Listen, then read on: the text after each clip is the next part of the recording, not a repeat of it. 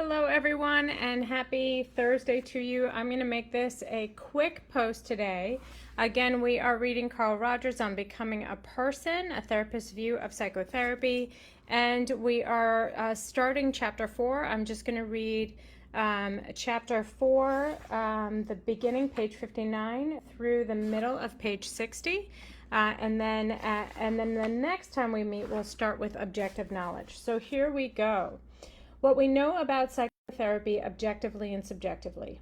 In the spring of 1960, I was invited to the California Institute of Technology as a visitor in their Leaders of America program, sponsored by the CalTech YMCA, which arranges most of the cultural programs for the Institute. As one part of this 4-day visit, I was asked to talk to a forum of faculty and staff. I was eager to speak of psychotherapy in a way which would make sense to physical scientists, and it seemed to me a summary of the research findings in regard to therapy might communicate. On the other hand, I wish to make very clear that the personal subjective relationship is at least a equally fundamental part of therapeutic change. So I endeavor to present both sides. I've made some changes in the paper, but this is essentially what I presented to the audience at CalTech. I was pleased that the presentation seemed so well received, but I've been even more pleased that since that time, a number of individuals who have experienced therapy have read the manuscript and seem highly enthusiastic about the description.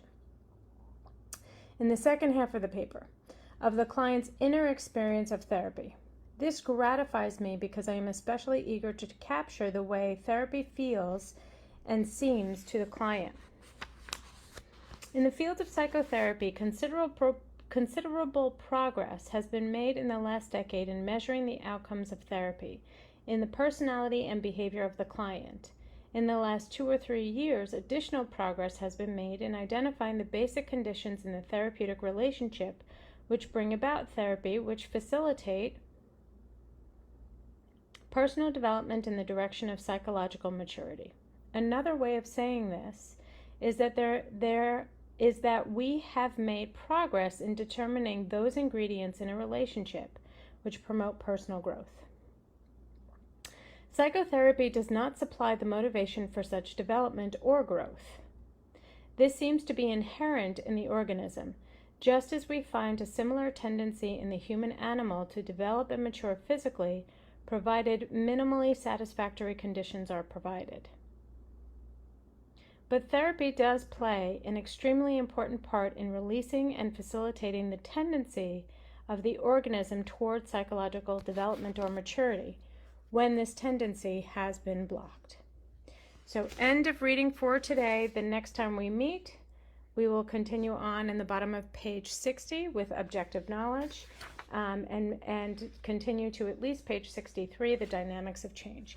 So have a wonderful rest of your day, and thank you for joining us.